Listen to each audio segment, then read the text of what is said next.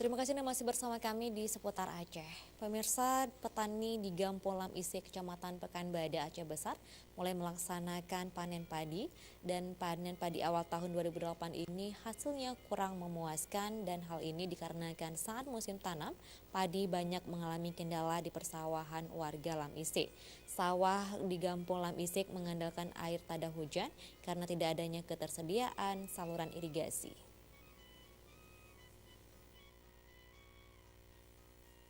Musim panen padi di awal tahun 2018 ini di Gampong Lam Ise, Kecamatan Pekanbadak, Aceh Besar, sejumlah petani mengakui hasil panen ini mengalami penurunan mencapai 50%. Hal ini dikarenakan saat musim tanam kemarin banyak terjadi kendala di persawahan warga Gampong Lam Ise, Kecamatan Pekanbadak, Aceh Besar.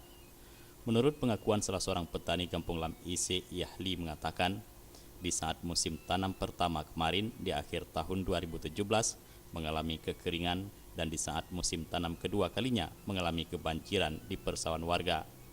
Oleh sebab itu di awal tahun 2018 ini petani Gampong Lam Ise tidak serentak memanen padinya, dan petani berharap saat musim tanam nantinya akan tiba musim penghujan. Pasalnya sawah warga kampung setempat masih mengandalkan pengairan sawah tada hujan. Hanya saja kendala yang mereka hadapi selama ini, apabila di musim hujan maka persawahan warga terendam air genangan hujan, dan di saat padi mulai berbuah kerap mengalami gagal panen dikarenakan kekeringan di musim kemarau. Hal ini disebabkan karena tidak tersedianya sumber air untuk mengaliri sawah mereka. Makanya petani Kampung Lam Ise menanam padi setahun sekali. Pertama tu orang berken kagagal dabu Kabanjir ba? banjir. Orang lom dabu lain ka anak apa bijai lom. Orang ka kon mah. Orang pai ko. Orang ka tuha bijai. Pula. Nyo ka linyo kau go. Ada pun anak se. Perbandingan untuk yang kali Pak ke mana? Beda jauh dah beda. Setengah persen, setengah ada Pak. Di tengah.